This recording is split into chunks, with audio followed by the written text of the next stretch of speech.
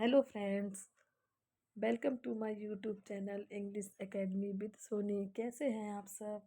I hope आप सब अच्छे होंगे। इस चैनल पर हम 6 to 12 तक की इंग्लिश ग्रामर तथा C TET, UP TET, super TET, LT grade जैसे एग्ज़ाम के लिए कंप्लीट ग्रामर प्रिपेयर करेंगे। ओके, यदि आप हिंदी मीडियम बैकग्राउंड से हैं तो ये चैनल आपके लिए है। तो चलिए स्टार्ट करते हैं आज की क्लास, जिसका हमारा पहला टॉपिक है English grammar and parts of speech. Okay,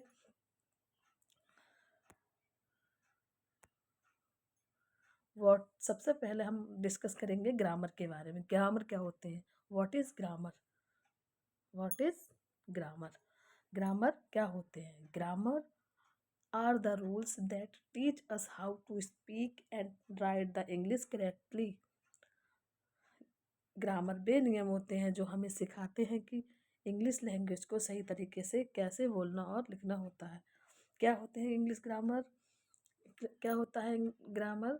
grammar वे नियम होते हैं जो हमें सिखाते हैं इंग्लिश लैंग्वेज को किस तरह से लिखना और किस तरह से सही से बोलना होता है। एग्जाम्पल जैसे आई एम ए टीचर, मैं एक टीचर हूँ।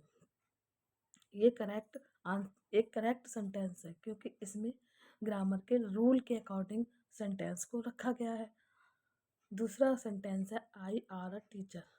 ये सेंटेंस गलत है क्योंकि इसमें ग्रामर के अकॉर्डिंग आई के साथ एम का यूज़ नहीं किया गया है, आर का यूज़ किया गया है, जो ग्रामर के अकॉर्डिंग गलत होता है।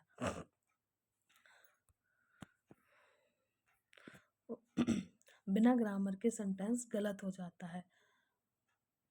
जब ग्रामर के अकॉर्डिंग हम सेंटेंस को बनाते हैं तो ही सेंटेंस सही माना जाता है, अन्यथा सेंटेंस गलत हो जाता है।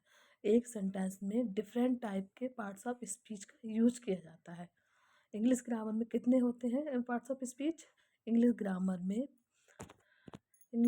में टोटल 8 पार्ट ऑफ स्पीच होते हैं। इंग्लिश ग्रामर में टोटल 8 पार्ट ऑफ स्पीच होते हैं। Number one noun, number 2 pronoun, number 3 verb, number 4 adjective, number 5 adverb, number 6 preposition, number 7 conjunction, number 8 interjection. English grammar में टोटल 8 पार्ट्स ऑफ स्पीच होते हैं। आज हम नाउन के बारे में डिटेल में जानेंगे। ये नाउन क्या होते हैं, नाउन के बारे में हम अच्छे से जानेंगे। आपका सारा कन्फ्यूजन क्लियर हो जाएगा कि नाउन को हम कैसे पहचान सकते हैं सेंटेंस में, और नाउन क्या होते हैं, किन किन वर्ड्स को, किन किन चीज़ों को नाउन कहा जाता है। ये सारा आज डाउट क्लियर हो जाएगा और हम इसको सिंपल और सरल लैंग्वेज में सीखेंगे। वैसे तो हम कहें, नाउन की जो डेफिनेशन होती है ये होती है, a noun is a word that names a person, place, thing, animal, idea, quality और feeling। नाउन वे शब्द होते हैं जो किसी व्यक्ति, स्थान, वस्तु, जानवर और किसी क्वालिटी और आइडिया को व्यक्त करते हैं, वही नाउन होते हैं। बचपन में हम सब ने पढ़ा था कि noun is the name of person, place and thing. बचपन में हमने केवल नाउन की यही डेफिनेशन पढ़ी थी। नाउन वो शब्द होते हैं जो किसी व्यक्ति, वस्तु, स्थान के नाम को संज्ञा कहा जाता है। लेकिन अब नाउन में दो चीज़ें बढ़ चुकी हैं, मतलब आइडिया और क्वालिटी को भी नाउन में गिना जाता है, और फीलिंग्स, किसी व्यक्ति की फीलिंग्स को भी नाउन में गिना जाता है। यदि हम सिंपल वर्ड में कहें तो नाउन वे शब्द होते हैं जिनको नाम दिया जा सकता है। नाउन वे शब्द होते हैं जिनको हम नाम दे सकते हैं, अ नेमिंग वर्ड। सिंपल वर्ड में हम कहें तो नाउन वो सब होते हैं जिसको हम नाम दे सकते हैं, जैसे बुक, बुक को हमने नाम दे दिया। किसी व्यक्ति का नाम, राम, श्याम, मोहन, गीता, सीता, ये सब नाम होते हैं। जैसे कोई भी वस्तु है, पेन है, टेबल है, चेयर है, ये सारे नाउन होते हैं। मतलब जिन चीज़ों को हम नाम दे सकते हैं वो सारे नाउन होते हैं। नाउन, उनको नाउन कहा जाता है। ओके। एग्जाम्पल, पर्सन, पर्सन जैसे Rahul, teacher, doctor, place, Delhi, school, park, thing वस्तुएं या चीज़ें, बुक, टेबल, पेन, एनिमल हो गए, एनिमल, डॉग, लॉयन, और आइडिया या क्वालिटी, ऑनेस्टी हो गया, idea, quality, honesty, love, bravery, etc.. जिस जिस भी चीज़ को हम नाम दे सकते हैं वो सारे ही नाउन कहे जाते हैं। अब नाउन नाउन की पहचान हम कैसे कर सकते हैं, इसको भी हमें सीखना है। सेंटेंस में अगर नाउन आ जाता है तो हम इसको कैसे पहचानेंगे, ये भी आज सिंपल तरीके से हम सीखेंगे कि नाउन को हम कैसे पहचान सकते हैं। सबसे पहले रिप्लाई ऑफ हु, सेंटेंस में हु के जितने, मतलब हु वर्ड जो सेंटेंस में आता है उसके जो रिप्लाई होते हैं वो सारे ही नाउन होते हैं। रिप्लाई ऑफ वाट, वाट का जो रिप्लाई आएगा सेंटेंस में वो भी नाउन होता है। रिप्लाई ऑफ होम का जो रिप्लाई आएगा वो भी नाउन होता है। Reply off who, reply off what, reply off हुम, मतलब हु, व्हाट और हुम के रिप्लाई नाउन कहे जाते हैं, उनको ही नाउन कहते हैं। एग्जाम्पल, जैसे एग्जाम्पल है, Rohan gives a book to Ram, Rohan gives a book to Ram, इसमें नाउन कौन सा है? सबसे पहले नाउन इसमें रोहन है, बुक है और राम है। अब हमने कैसे पहचाना है इसको, रोहन नाउन कैसे है, तो हम इसको बोलेंगे reply off who, reply off who, किसने, किताब को किसने दिया, रोहन ने दिया। ठीक, रिप्लाई ऑफ हु, किताब को किसने दिया, रोहन ने दिया। ओके, और रोहन ने क्या दिया राम को, रोहन ने क्या दिया, बुक दी, राम को रोहन ने क्या दिया, बुक दी,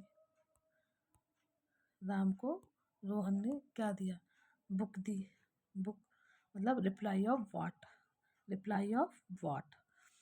तीसरा है रिप्लाई ऑफ हुम, रोहन ने बुक किसे दी, होम का मतलब किसे, रोहन ने बुक किसे दी, रिप्लाई ऑफ होम, रोहन ने बुक किसे दी, राम को दी, किसे दी, राम को, रोहन ने बुक किसको दी, राम को दी, रिप्लाई ऑफ होम। तो हम पहचान सकते हैं, आसानी से पहचान सकते हैं सेंटेंस में नाउन कौन सा है। दूसरा दूसरा एग्जाम्पल है, सी हेल्प द चाइल्ड, सी किसने हेल्प की, बच्चे की हेल्प किसने की, सी उसने की। हु, रिप्लाई ऑफ हु, किसने बच्चे की हेल्प की, रिप्लाई ऑफ हु, किसने की, सी उसने हेल्प की, मतलब ये सी नाउन है। रिप्लाई ऑफ हु है, मतलब सी नाउन है। उसने किसकी हेल्प की, चाइल्ड की, किसकी, होम, या किसकी, होम, किसकी हेल्प की, चाइल्ड की, तो रिप्लाई ऑफ होम। इस तरह हम समझ सकते हैं कि नाउन की हम पहचान कैसे करें। हम सेंटेंस में अच्छे से नाउन की पहचान कर सकते हैं। ये रूल अप्लाई करके हम सेंटेंस में नाउन की पहचान अच्छे से कर सकते हैं। किसी भी सेंटेंस में यदि नाउन हमें ढूंढना है तो हमें पहले ये देखना होगा रिप्लाई ऑफ हु, मतलब कौन, कौन, रिप्लाई ऑफ हु कौन है, रिप्लाई ऑफ व्हाट क्या है, क्या दिया या क्या लिया, रिप्लाई ऑफ होम किसे दिया या किसे लिया। मतलब ये रूल अप्लाई करके हम नाउन को पहचान सकते हैं।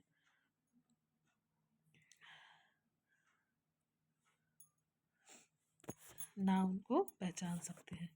ओके, अब हम आगे पढ़ेंगे टाइप्स ऑफ नाउन, नाउन कितने प्रकार की होती है। Types of noun. नाउन कितने प्रकार के होते हैं? Nouns are mainly divided into following types. Number one, proper noun. Number one, proper noun मतलब व्यक्तिवाचक संज्ञा। व्यक्तिवाचक संज्ञा। प्रॉपर नाउन कौन कौन से होते हैं? डेफिनेशन, इसकी डेफिनेशन सिंपल लैंग्वेज में कह सकते हैं, a noun that names a particular person, place और थिंग।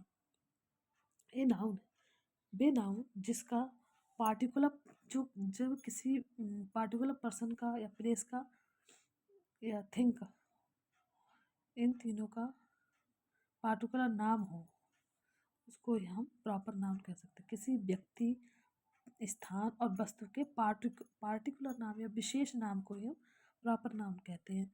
इट ऑलवेज बिगन्स के विद ए कैपिटल लेटर्स, ये हमेशा कैपिटल लेटर से ही शुरू होता है। जैसे एग्जाम्पल, रवि। रवि एक किसी विशेष व्यक्ति का नाम है। रवि किसी विशेष व्यक्ति का नाम, किसी लड़के का मतलब पार्टिकुलर नेम है, एक किसी व्यक्ति का नेम है। इंडिया, जैसे इंडिया ये हमारे देश का नेम है। किसी प्लेस का नेम तो है, लेकिन ये किसी पार्टिकुलर प्लेस का नेम है, किसी विशेष स्थान का नाम है। दगंगा ये एक रिवर का नेम है, नदी का नेम है, लेकिन एक विशेष नदी का नेम है, पार्टिकुलर जिसको एक विशेष नाम दिया गया है, उसका नेम है। गंगा, मंडे किसी दिन का नेम, ये भी किसी विशेष दिन का नेम है। ताजमहल, यदि हम कहें ताजमहल, ताजमहल भी एक विशेष वस्तु का नेम है। Ravi is my friend, Ravi मेरा मित्र है। रवि एक पार्टिकुलर नेम, एक विशेष व्यक्ति का नाम है।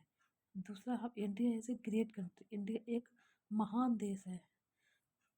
India is a great country, India एक महान देश है। इंडिया किसी विशेष देश का नाम है, मतलब पार्टिकुलर देश का नाम है।